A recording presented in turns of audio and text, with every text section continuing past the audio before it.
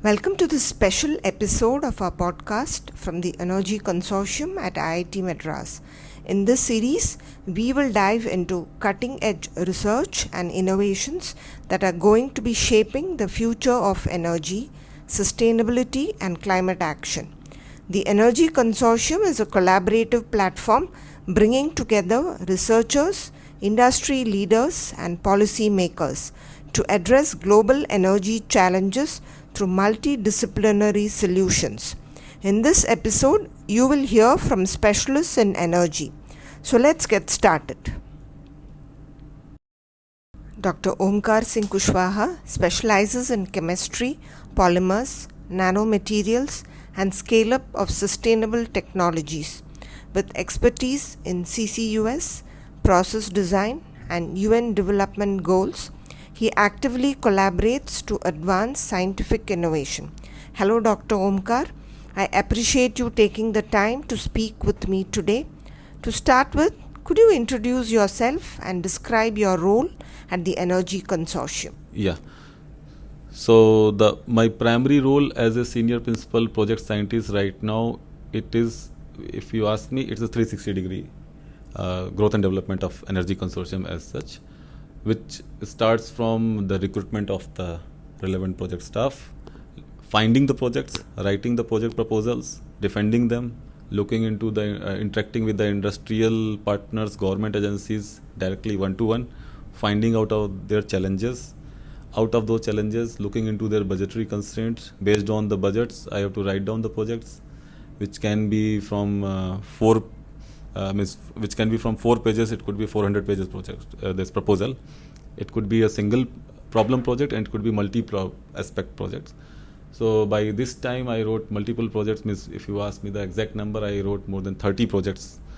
And the biggest project which I wrote till now is a 300 CR project, which is with the Coal India Limited.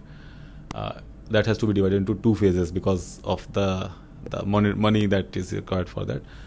Then training of the staff. It is a project, means the technical staff as well as non-technical staff for their training part also. Then it comes like designing and development of the technologies, starting from the basic problem. Then it's if I can divide into the TRL levels, let us say, for example, technologically. So working on the projects, dividing them to 3 phases. First is a lab-based design and development of the technology, which is we call as a TRL 1 to 3, that level development. Then from moving onwards from 4 to 6, where we can say it's the bench scale or it's good. So where we develop in a bigger scale, moving from the gram scale to the kg scale, and then from moving forward onwards till the TRL of 9, 7, 8, 9 TRL, where we can actually deliver our product, and which can be from kgs, 100 kg to it could be in tons also. So these 3 phases, I have full monitoring from the basic understanding of the problem till the development, and wherever the staff is required, I have to intervene and use them, and then training of the staff. Then reporting our results, communicating these results with the interested partners. It could be the government or industry, both. Reporting within the IIT, EC also.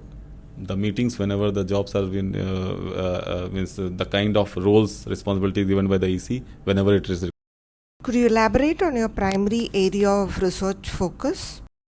My primary area of research is, right now I am focusing too much on the CCUS. Okay, so I am actually, my place of sitting or working, you can say my office in the CCUS lab, which is in the mechanical sciences block, where we work on all aspects of carbon capture, development of other CCUS technologies, milligram, gram scale, kilogram scale, and the ton scale. So we from end-to-end solution, where we develop our own materials depending upon the industrial requirement and the capacity they want. So development of the materials for the absorption, CO2 regeneration technologies, CO2 storage technologies, and then CO2 sequestration also.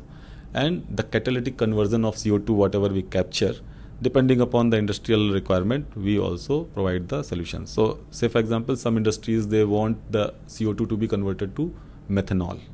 So we are particularly looking and developing the tech catalyst which can convert it to methanol. Some industries, they are looking for, no, we don't want the methanol, we need, say for example, there's formic acid.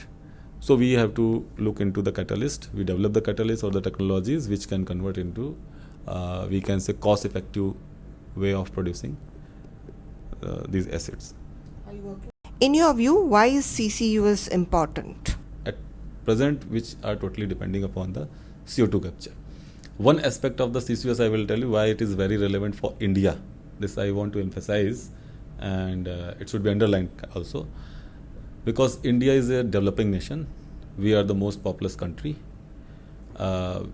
Since developing, we are huge ambitions, and in terms of international development, or we can say international standards, our 60, maybe 50 to 60% population is below poverty line, and after COVID, this scenario is a little bit more challenging.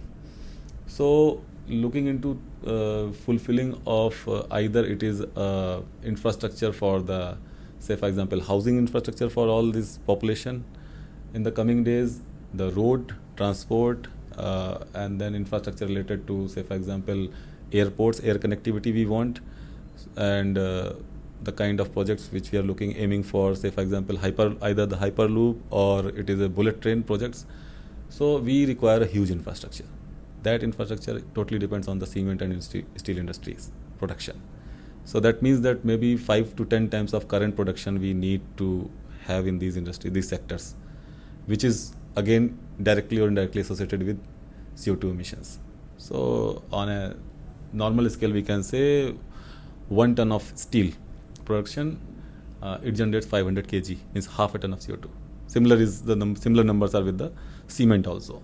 So with this much requirement we are looking into with the infrastructural development, and then probably we have to demolish the old structures, old buildings, and we have to construct the new ones because they are also nearby fulfilling their age. Most of the government buildings are completing their age, and the old bridges etc. also need to be changed.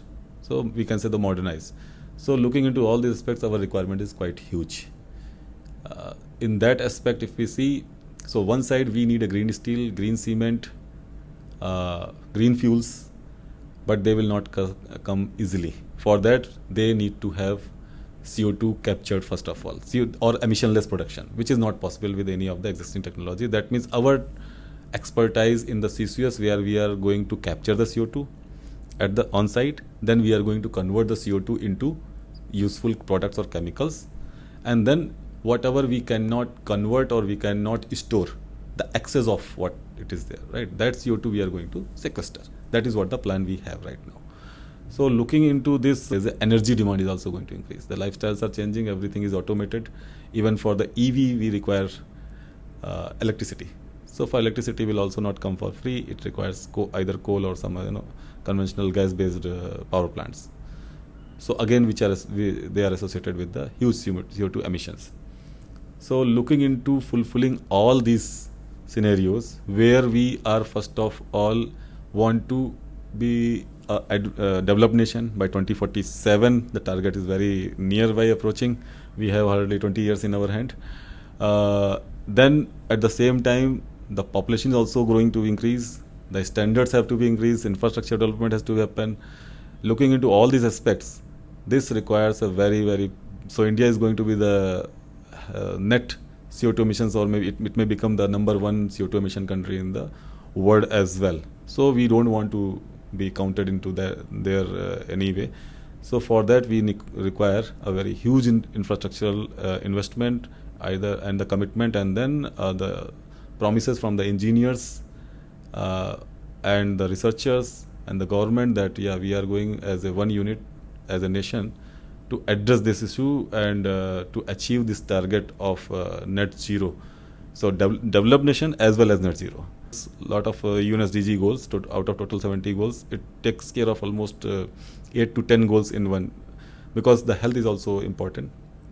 Life expectancy has to be, the air quality, if air quality is good, that is directly correlated with the life expectancy also.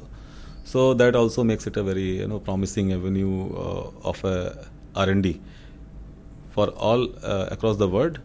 Huge plantation and other things should happen, but we should be we should have to consider this, that there is a limitation. Nature is already, say for example, plants, natural plants, they have the capability of working in the daylight only, sunlight, and thereafter the night cycle, or we can say for the next 16 hours of cycle, they don't work, or probably they are the CO2 emitters. So in that respect, the technological intervention, development of technology which can work 24/7, then it is scalable also at any level, and it can work the we can say the scale of working is quite huge, whereas nature has its own limitations.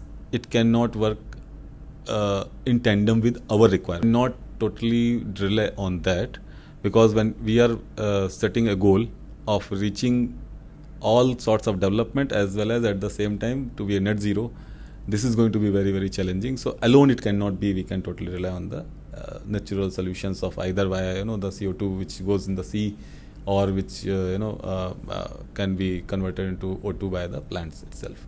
So there is a huge substitute or huge requirements. So natural process can take care of 10% of our requirement. 90% is going to come definitely from our own technology. Are there any specific projects you are currently working on that you would like to highlight? Handling multiple projects. If you ask me, we have 2 shell projects which are totally based on the conversion of so we can say that these cell projects are for the development of small molecules, but these small molecules are totally based on the utilization of industrial waste gases. Okay, so catalytic development, these both are the catalyst based projects. There is another one which is based from the MTL technologies, which is from Manipal Technology Limited. There we are developing, we have to do the tech transfer, and for that we have 5 target molecules of their goal, which are totally based on the dye and other sensitive ink printing materials. So for that also I'm working on. Then we have a gas hydrate based projects from the GAIL, so which we are working on. It's ending only, it's at the finishing part. So like that, multiple projects we have major of the projects which are coming at the TRL 8 and above. Thank you, Dr. Omkar. I sincerely appreciate your time and insights, and looking forward to follow the progress of your research and collaborations.